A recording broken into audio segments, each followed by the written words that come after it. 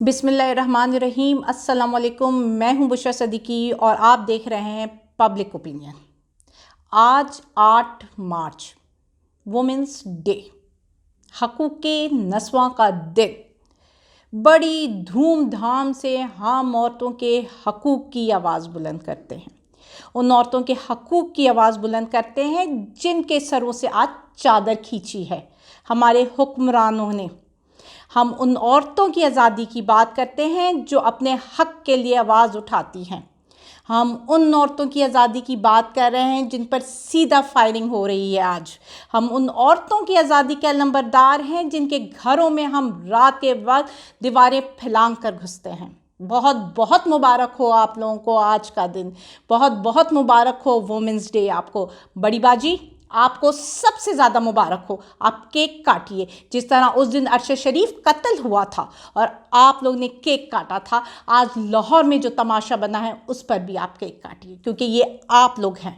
आप लोग इलेक्शन से बचना चाह रहे हैं।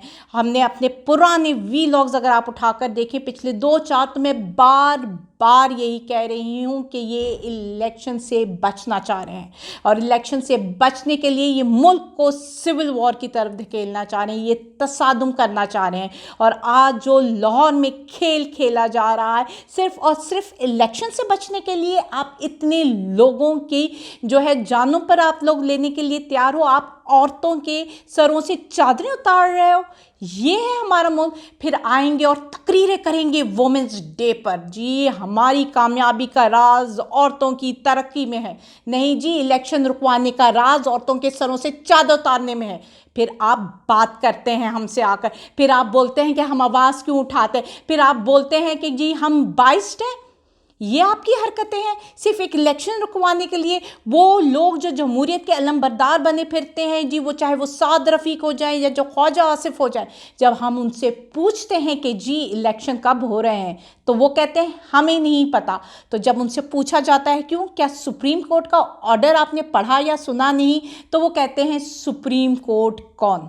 यानी कि इलेक्शन से बचने के लिए उनकी नज़र में ना कोई आईनी दायरा मायने रखता है, ना कोई इंसानी जान मायने रखती है। मायने रखती है तो सिर्फ और सिर्फ उनका अपना मफाद। ये है हमारे मुल्क की गंदी सियासत जिसने माशरती, माशी, समाजी लिहाज से हमारे मुल्क को एक गंदे गटर में धकेला जा रहा है। बुरा मत मानिएगा मेरे अल्फाज का, लेकिन आज जो विजुअल्स देखने में आए हैं उससे शर्मिंदगी हो रही है कि हम पाकिस्तानी हैं। उससे शर्मिंदगी हो रही है कि हम किस मुल्क में रह रहे हैं जहाँ पे गंदी ऑडियो और वीडियो लीक्स का सिलसिला जारी है, जहाँ आप एक छोटी बच्ची को भी नहीं छोड़ते हो। ये हाल है आपके मुल्क का। मतलब इलेक्शन रुकवाना है, इलेक्शन रुकवाना है। और हमारे ज़राए दावा कर रहे हैं कि मरियम नवाज़ ने, जो हमारी बड़ी बाजी, जो कि एक औरत है जिनके उस पर एक उंगली उठ जाए तो औरत कार्ड खेल दिया जाता है, वबाल आ जाता है मुल्क में कि एक औरत पर जुल्म, एक औरत के ऊपर इतनी बड़ी बात। तो वो बाजी जो है वो एक छोटी, उनके जो वो चमचियाँ छोटी छोटी बाजी हैं ना, वो एक छोटी बच्ची पर उतर आई हैं। यहाँ तक कैलिबर गिर चुका है। तो वो सिर्फ इलेक्शन रुकवाने के लिए अहम शख्सियात की ऑडियो वीडियो लीक्स कर रही हैं। उन्होंने पैगाम पहुंचा दिया है कि हमारी बात मान लो वरना तुम्हारी सारी चीज़ें मंजर आम पर आ जाएंगी। पर बड़ी बाजी, मैं आपको यहाँ पे एक चीज़ बताती चलूँ। आपको लगता है कि ऑडियो वीडियो लीक से कोई फ़र्क पड़ेगा? क्या आपने पहले ऑडियो वीडियोज़ लीक नहीं की? कितनी लीक कर चुकी हैं अब तक? कितनी? इमरान खान के बारे में आपने क्या क्या नहीं कहा, उस पर कोई फ़र्क पड़ा? आपको क्या लगता है कि आप जिनके बारे में भी कुछ कहेंगी अवाम को उनसे फ़र्क पड़ेगा? अवाम को फ़र्क उस वक्त पड़ेगा जब ये लोग गैर आइनी फ़ैसला देंगे। अवाम को उस वक्त फ़र्क पड़ेगा जब ये इनके सेंटिमेंट से हट कर कोई काम करेंगे। आप जितनी वीडियोस लीक ला दें, लेकिन अगर कोई हर अदारा अपने अपने आइन, अपने अपने सर्कल में रह कर काम करेगा ना, अपनी अपनी फ़राइज़ ज़िम्मेदारियाँ जो हैं वो अच्छे तरीके से अदा करेगा, तो यकीन माने अवाम को इस ऑडियो वीडियो से कोई फ़र्क नहीं पड़ता। ठीक है, अवाम को फ़र्क पड़ता है इस मुल्क में होने वाले तमाशे से, जो आप کھیل رہی ہیں صرف اور صرف اپنے مفادات کے لیے. کہیں آپ کہتی ہے نااہل کر دو عمران خان کو، تو کہیں کہتی ہے گرفتار کر لو. آج آپ نے بلوچستان کی پولیس بھجوا دی ہے لاہور کے، جی جاؤ اور گرفتار کرو.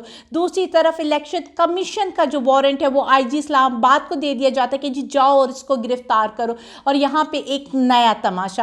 آپ کو لگتا ہے اس تماشے سے آپ لوگوں کے دلوں میں گھر کر جائیں گی یا آپ کا بیانیہ زور پکڑ جائے گا؟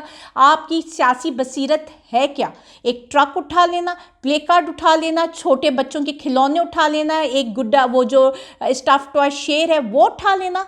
بات سنیں، لوگ اب اس شیر کو نہیں مانتے. وہ جو آپ کا مذاق بن رہا ہے نا، جو آپ نے اتنی جو بھڑکیاں ماری ہیں جس پر لوگ ہنس ہنس کے لوٹ پوٹ ہو رہے ہیں، جب آپ کہتی ہیں کہ جی میاں صاحب تو کبھی بیماری کا بہانہ بنا کر پیچھے نہیں چھپے، بیماری کے پیچھے نہیں چھپے، تو یقین مانیں لوگوں کے کہے بلند ہوتے ہیں آپ کی ایسی باتوں پر. اور ایسی باتیں جو ہیں آپ کو خود مذاق کا نشانہ بناتی ہیں. آپ ایک انگلی دوسری کی طرف اٹھاتی ہیں لیکن یہ بھول جاتی ہیں کہ 3 انگلیاں آپ کی اپنی طرف اٹھی ہوئی ہیں. آپ لوگ کے کھیل میں جو معیشت کا حال ہے، ٹھیک ہے، کہ یہاں تک کہ ہمارا وزیر خزانہ کو اب سہارا لینا پڑتا ہے آرمی چیف کا. اور آرمی چیف جاتے ہیں اور ملاقات کرتے ہیں جی بزنس مین سے، لیڈرشپ سے. وہاں قرآنی آیات پڑھی جاتی ہیں اور بتایا جاتا ہے کہ قوم میں مشکلیں آتی ہیں. قوم میں مشکلیں بالکل آتی ہیں، لیکن قومیں خود سے مل کر مشکلیں کریٹ نہیں کی جاتی. قوموں میں مشکلیں آتی ہیں، ہر شخص میں اچھا اور برا وقت آتا ہے، لیکن کوئی اسکرپٹڈ مشکلیں کسی بھی قوم میں نہیں آتی. اس قوم کا المیہ یہ ہے کہ ہمارے اوپر جو مصیبت آئی ہے وہ اسکرپٹڈ ہے، وہ ڈیزائنڈ ہے، وہ پلانڈ، ساری پلانڈ ہمارے اوپر مصیبتیں آئی ہیں. اب وہاں پہ ہمارے آرمی چیف کہتے ہیں کہ بالکل جی ڈیفالٹ کا خطرہ ہٹ گیا ہے. تو اگر ڈیفالٹ کا خطرہ ختم ہو گیا ہے آپ کے ایک ملاقات سے، تو یہ ملاقات 3 مہینے پہلے بھی ہو سکتی تھی. اس ملاقات کرنے سے اگر ڈیفالٹ کا خطرہ ختم ہو جاتا ہے تو یہ 3 مہینے پہلے کر لیتے، تاکہ وہ جو مہنگائی اور غربت اور یہ جو مشکلات کا ہم نے سامنا کیا ہے 3 مہینے سے ہمارے ملک میں، وہ ہم نہ کرتے. لیکن آپ کیوں ملاقات کرتے؟ آپ تو پولیٹیکل ہے. وہاں پہ بیان دیا جاتا ہے، کہا جاتا ہے کہ جی جو کہ کامران خان کوٹ کر رہے ہیں کہ وہاں پہ آرمی چیف نے جواب دیا کہ جی میں عمران خان سے ملنا نہیں چاہتا، میں نے تو صرف صدر کو بھیجا تھا. سوری میں بھول گئی، وہ تو پولیٹیکل ہے، چلے جانے دیں اس بات. لیکن مجھے لگتا ہے کہ اب ہمارا جو وزیر خزانہ اسحاق ڈار ہیں ان کی چھٹی پکی ہے، کیونکہ ملک کو مل چکا ہے ایک نیا وزیر خزانہ جس کے آتے ہی کے ساتھ، جس کی ایک میٹنگ سے ملک ڈیفالٹ سے نکل جاتا ہے. ہمیں ایسے ہونہار وزیر خزانہ کی ضرورت ہے اس وقت. اور آپ یقین کریں مجھے ایک چیز کا بڑا دکھ اور افسوس ہوتا ہے کہ جو ہماری ریٹائرڈ جرنل ہیں بیچارے کتنی محنت کرتے ہیں، کتنی محنت کرتے ہیں اپنی زندگی میں، لیکن جب وہ ریٹائرڈ ہوتے ہیں، ان کی آرام کا ٹائم ہوتا ہے، تو ہم جو سویلینز میں سے ایک قابل بندہ نہیں آتا جو وہ نیب کی پوزیشن سنبھال سکے، کوئی ایک قابل بندہ نہیں آتا جو کسی بڑی پوسٹ میں لگ سکے. اور ہم بیچاروں کو پھر سے ان بیچاروں کو تنگ کرنا پڑتا ہے کہ سر پلیز آپ آئیں اور نیب کے چیئرمین لگ جائیں، کیونکہ ہمارے پاس وہ قابلیت ہی نہیں ہے. ہمیں ان کی منتیں کرنی پڑتی ہیں اور وہ اپنا سارا عیش و آرام چھوڑ کر ملک کے لیے لگ جاتے ہیں. کوئی بن جاتا ہے نیب کا چیئرمین، تو کوئی بن جاتا ہے کہیں سیکرٹری کا، کسی وزیر دفاع کا سیکرٹری. تو یہ بیچاروں پر ہماری جو سویلین ہیں ان کو سوچنا چاہیے، اپنے اندر کوئی قابلیت پیدا کریں تاکہ آپ بھی ان پوزیشنز پر آ سکیں. ٹھیک ہے، دوسری طرف ایک نیا کھیل، وہی مریم آپی کی، بڑی باجی کی ضد. اب تو یاد کریں کہ جو آج کے میں نے ویژولز دیکھے نا، اس کے بعد ان کو عزت دینے کا میرا دل نہیں چاہ رہا، بڑی باجی کہنے کا دل نہیں چاہ رہا، لیکن کیا کروں، ان کے لیول تک گر نہیں سکتی. ٹھیک ہے، وہ الیکشن بچانے کے لیے اب کہہ بیٹھی ہیں کہ جی فیض حمید کا کورٹ مارشل ہونا چاہیے. آپ کے کہنے پر ہوگا. تو پھر تو اس طرح بہت سارے لوگ ہیں جن کا کورٹ مارشل ہونا چاہیے، جنہوں نے آپ کو سپورٹ کیا، جنہوں نے آپ کی حکومت لائی، جنہوں نے اسکرپٹ تیار کیا، پھر وہ سارے لوگ جو اس میں شامل ہیں ان سب کا کورٹ مارشل ہونا چاہیے۔ آپ لوگ نے گیم بنا لیے، آپ جس کو چاہیں گے اس کا کورٹ مارشل کروا دیں گی، جس جج کو کہیں گی کہ یہ برا ہے وہ برا ہے، جس جج کو کہیں گی یہ اچھا ہے یہ اچھا ہے، مطلب آپ کے کہنے پر آپ سرٹیفکیٹس بانٹیں گی اب آپ سب کو، مطلب ملک کا تماشا بنا دیا ہے آپ نے صرف الیکشن رکواؤ کے چکر میں۔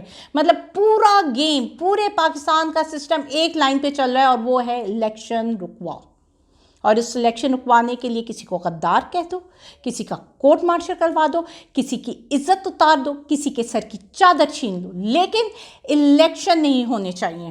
یہ ہے اس ملک کا نظام جو آپ لوگ چلا رہے ہیں۔ پھر آپ لوگ کہتے ہیں کہ عمران خان کا بیانیہ کیوں چل رہا ہے؟